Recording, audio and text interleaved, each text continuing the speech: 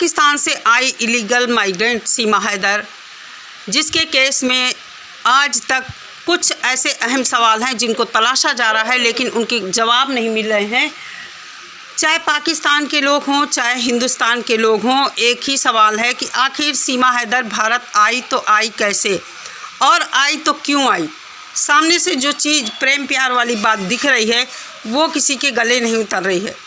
आप लोगों को बता दें, सीमा के विरोध में जो लोग भी भारत से आवाज़ उठा रहे हैं, सीमा हैदर के खिलाफ़ खड़े हैं, उनको देशद्रोही बताया जा रहा है। आज मैंने किसी चैनल पर ये बात सुनी कि कोई बंदा बोल रहा है, औरतों को गाली दे रहा है कि ये सब औरतें देशद्रोही हैं, निठल्ली हैं, इनको जेल में डाला जाएगा।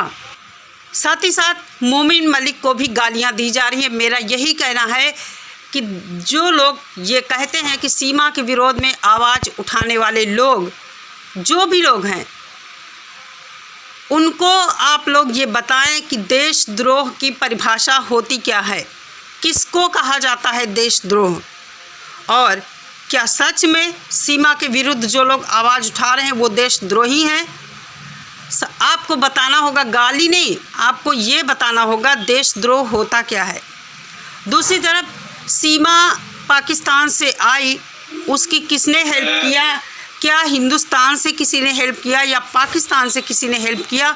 ये सवाल आज भी वकीलों के जहन में, चाहे वो पाकिस्तान के हो चाहे हिंदुस्तान के हो, उनके जहन में आज भी कौंध रहा है ये सवाल कि आखिर वो कौन बंदा है, उसका क्या इरादा था कि एक महिला को एक ऐसे बेकार से लड़के के साथ बांधकर ये दिखाया जाए कि ये प्रेम प्यार के चक्कर में पाकिस्तान से हिंदुस्तान आई है, और वो भी अपने 4 बच्चों के साथ। जिसने भेजा होगा वो अच्छी तरह से जानता है कि सीमा हैदर को भारत में नागरिकता कभी नहीं मिलेगी और 4 बच्चों का फ्यूचर बर्बाद ही होना है। तो इतना बड़ा कौन सा ये गेम प्लान था जो सीमा हैदर को शूली पर चढ़ा दिया गया कि सीमा हैदर भारत जाए, उसके साथ कुछ भी हो, चाहे उसकी जान पर बन आए, उसके 4 बच्चों की जान पर बन आए। आखिर क्या मकसद था इस सब के पीछे? आइए, इसके लिए आपको ये पूरा वीडियो देखना है। पाकिस्तान से रोशन अली अजीम साहब के मन में जो सवाल उठते थे, उन्होंने वो सवाल सोशल मीडिया पर रखे और बड़े दमदार तरीके से रखे थे, लेकिन इन्हीं सवालों के साथ जो इन सवालों का वो जवाब खोज रहे थे उनको सामने लाना चाहते थे, इसीलिए उनको सोशल मीडिया से इस केस से एकदम ही साइड कर दिया गया। गुलाम हैदर कभी इन बातों पर बात ही नहीं करता, कभी इन सवालों के उत्तर जानने की कोशिश ही नहीं करता कि आखिर उसके बीवी बच्चों के पीछे, भारत भेजने के पीछे किसका हाथ है। क्या उसके परिवार में किसी को ये नहीं पता था? आइए देखते हैं पूरा वीडियो के बारे में आपकी राय जो भी हो मेरे साथ ज़रूर साझा कीजिए। बढ़ते हैं वीडियो में आगे। वो कौन से लोग हैं जो पाकिस्तान में रह गए, सीमा के साथ हैं, सीमा को उन्होंने फैसिलिटेट किया, वो कौन है?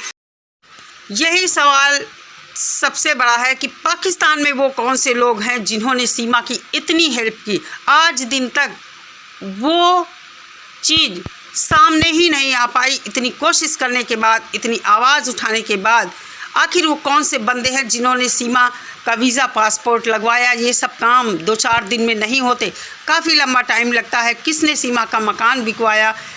कौन से वो लोग हैं जिन्होंने सीमा हैदर को एयरपोर्ट तक पहुंचाया? समझ में नहीं आता है ये कौन से लोग हैं। वही सवाल यहाँ रोशन अली अजीम साहब कहते हैं पाकिस्तान में आज वो दंदनाते फिर रहे हैं, क्यों नहीं उनको पकड़ा जाता है? यही सब चीज़ वो लाना चाहते थे, यही सब चीज़ वो दिखाना चाहते थे पब्लिक को कि आखिर उनके देश के कौन से गद्दार हैं जिन्होंने सीमा हैदर की हेल्प की। उन्होंने चिंता व्यक्त की थी कि हो सकता है अगर इनको सामने ना लाया गया तो पता नहीं दूसरी और कौन सी सीमा के साथ ऐसा हो जाए, और कोई गुलाम हैदर के साथ इस तरह हो जाए, और कोई 4 मासूम बच्चे इन लोगों के हत्थे चढ़ जाएं, तो उनका चेहरा सामने लाना बहुत ज़रूरी है। लेकिन अफसोस गुलाम हैदर के साथ जो हुआ वो चीज़ सामने आ ही नहीं पाई, क्योंकि गुलाम हैदर ने खुद हेल्प नहीं किया। तो ये तो काफ़ी बात कॉन्फिडेंशियल थी, लेकिन क्योंकि वो लोग ऐसे ही पाकिस्तान में धन धनाते फिर रहे हैं, और हो सकता है कोई और सीमा हैदर विक्टिम हो जाए उनके हाथों, कोई और गुलाम हैदर विक्टिम हो जाए, और कोई फरीहा फरवा ऐसे 4 बच्चे जो हैं वो फिर विक्टिम हो जाए, तो उनको डिस्क्लोज करना बड़ा ज़रूरी है, कानून के कटघरे में लाना बड़ा ज़रूरी है। जिस तरह रोशन अली अजीम साहब चिंता व्यक्त करते हैं कि वो कौन से लोग हैं, उन सबको बाहर लाना, उन चेहरों को बाहर लाना बहुत ज़रूरी है, ताकि दूसरा कोई विक्टिम ना हो जाए। लेकिन बड़े अफसोस की बात है कि गुलाम हैदर ने कभी इस बात में सहयोग नहीं किया, कभी उसने जानने की कोशिश नहीं की कि भारत भेजने के पीछे कौन से लोग थे, किसकी मंशा थी, किसका फ़ायदा था सीमा हैदर को भारत में भेजने का। आखिर गुलाम हैदर को सीमा हैदर के परिवार ने क्यों नहीं खबर की? आप जानते हैं 1-2 दिन का मसला नहीं है ये कि 1-2 दिन में सब काम हो जाए, घर भी बिक जाए, पासपोर्ट वीज़ा भी बन जाए।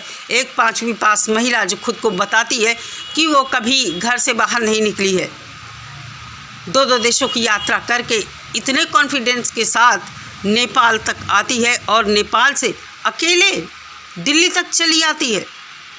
सोचने वाली बात है। जो लोग सीमा के विरोध में आवाज़ उठा रहे हैं और उन लोगों को बता रहे हैं कि ये लोग देशद्रोही हैं, तो उनको बताना होगा कि आखिर देशद्रोह की परिभाषा होती क्या है। जो लोग हमारे देश के साथ गद्दारी करके हमारे देश में बैठे हैं, उनका जो लोग सहयोग कर रहे हैं वो देशद्रोही हैं, या जो लोग ऐसे लोगों को अपने देश से भगाने की कोशिश कर रहे हैं, सरकार तक अपनी आवाज़ भेजना चाहते हैं, सरकार से रिक्वेस्ट कर रहे हैं कि हमारे देश से घुसपैठी भगाए जाएं, हमारे देश में एक इलीगल पाकिस्तानी महिला आकर बैठी है 4 बच्चों के साथ, उसको हमारे देश के लोग सपोर्ट कर रहे हैं। ये समाज में और देश दुनिया में गलत संदेश जा रहा है। ये देशद्रोह है या वो देशद्रोह है जो लोग सीमा हैदर का सपोर्ट कर रहे हैं, चाहे भारत में हो चाहे पाकिस्तान में हो। जिसने भी सीमा हैदर का सपोर्ट किया, देशद्रोही वो हैं। देशद्रोह ये कहलाता है कि किसी भी गलत तरीके से किसी देश में एंट्री करने वाले की हेल्प करना, उसको ज़बरदस्ती किसी रिश्ते में बंधवा देना, दूसरे धर्म में उसे शामिल कर लेना अवैध तरीके से, ये है देशद्रोह। आगे रोशन अली अजीम साहब ने जो कहा आप लोग सुनिए। उनमें से जो 3 लोग हैं वो सीमा हैदर के फैमिली मेंबर्स हैं। आपकी जो बहन रीमा है ये भी जेल जाएगी, आपकी बहन सुमेरा भी जेल में जाएगी, आपके जितने भी रिश्तेदार आपके साथ मिले हुए हैं वो भी जेल में जाएंगे। शुरू से रोशन अली अजीम साहब ये कहते आए हैं, सीमा हैदर के परिवार के लोग, चाहे रीमा हो, सुमायरा हो या और भी कोई लोग हैं, इनके आसपास जो लोग भी शामिल थे, यहाँ तक कि मकान मालिक, जाहिर सी बात है आखिर सीमा की गतिविधियाँ जो रही होंगी, मोहल्ले पड़ोस वालों को सबको पता चल जाती है कि कोई बंदा आखिर कहाँ जाता है बाहर, क्योंकि जब ये पासपोर्ट वगैरह बनवाने जाती होगी तो ज़रूर एक दिन में ये सब काम नहीं होता है। जब ये जाती होगी तो लोग, खासकर महिलाएं, ज़रूर संदेह अपना जाहिर करते हैं कि आखिर फ़ला की पत्नी, फ़ला की बहन, फ़ला की बेटी आखिर रोज़ कहाँ जाती है। उनको शक होता है, संदेह होता है। खासकर ये जो गली मोहल्ले वाले लोग हैं, सबको एक दूसरे के बारे में जानने की बड़ी चिंता रहती है, और ख़ासकर जब कोई महिला इस तरह की हरकतें करती है तो उसके ऊपर और भी लोगों की निगाह रहती है, पैनी निगाह रहती है। जानने की कोशिश करते हैं कि आखिर इसका पति जब इसके साथ नहीं रहता है तो ये रोज़ रोज़ कहाँ जाती है अपने बच्चों को छोड़कर।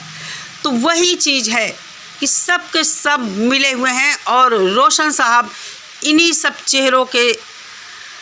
चेहरों को बेनकाब करना चाहते थे, जो कि गुलाम हैदर कभी नहीं चाहता। वो आज भी दूसरे लोगों को गाली देता है। कभी वो रीमा पर सवाल नहीं उठाता, कभी वो सुमायरा पर नहीं सवाल उठाता, कभी वो सीमा हैदर की सहेलियाँ कलसुम हो, मकान मालिक हो। आखिर गुलाम हैदर के क्या इतना भी दिमाग नहीं है कि गुलाम हैदर कम से कम अपने सीमा के मकान मालिक से तो पूछता कि आखिर वो कहाँ जाती थी, किससे मिलती थी, कब जाती थी, बाहर जाती थी या घर में रहती थी। आखिर कुछ तो गुलाम हैदर को पूछना था। गुलाम हैदर को रीमा और रीमा के शौहर, सुमायरा, जो भी थे मकान मालिक, इन सब के खिलाफ एक FIR दर्ज करनी चाहिए थी कि हमारी बीवी मिसिंग है 4 बच्चों के साथ, आखिर गई तो गई कहाँ जब इन लोगों के साथ रहती थी। लेकिन गुलाम हैदर ने ऐसा कुछ नहीं किया और बड़े बड़े सवाल उठाता है, गालियां देता है, तो कैसे संभव है और बच्चों के लिए आवाज़ उठाता है। ट्रैवल एजेंट है जो आपका साथी था, जिसने आपको फैसिलिटेट किया, वो भी जेल जाएगा। लेकिन ये आप ना समझो कि आपका भाई बचेगा, आपकी बहन सुमेरा बचेगी, आपकी बहन रीमा बचेगी। जेल में जाएंगे ज़रूर, उनको तो हम नहीं छोड़ेंगे। इनको कहीं से डॉलर्स में पैसे मिलते थे। कितना बड़ा सवाल रोशन अली अजीम साहब ने उठाया और गुलाम हैदर को भी चेतावनी दिया और सीमा से भी कहा कि तुम ये मत समझो कि तुम्हारे भाई बहन बच जाएंगे, सबको कटघरे में खड़ा करूंगा। और साफ साफ उन्होंने कहा कि इनको कहीं से फंडिंग मिलती थी, कहीं से पैसे मिलते तो साफ जाहिर है कि सीमा हैदर का इस्तेमाल किया गया है।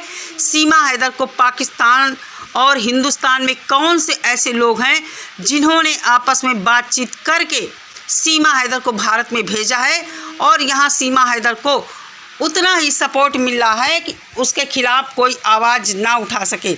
बहुत बड़ा ये सवाल है और क्या मंशा रही इस सब के पीछे, ये तो कुछ पता ही नहीं चला।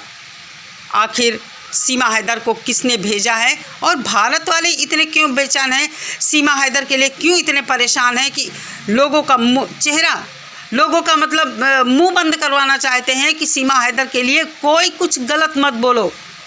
सीमा हैदर भारत में आई है, वो प्रधानमंत्री बनेगी, CM बनेगी। वाह भाई वाह, कितने बड़े दमदार तरीके से खड़े हो सीमा हैदर के साथ। मतलब क्या है तुम लोगों का, मकसद क्या है, क्यों एक पाकिस्तानी महिला के साथ इतने मुस्तैदी के साथ खड़े हो कि अपने देश की महिलाओं को गाली दे रहे हो, देशद्रोही बता रहे हो अपने देश की महिलाओं को। शर्म नहीं आती तुम लोगों को? खुद देशद्रोही महिला का, गद्दार परिवार का साथ दे रहे हो। चेहरा ढककर चैनल पर अपनी फ़ोटो ना लगाकर ऐसे ही लोगों को गाली देते हो।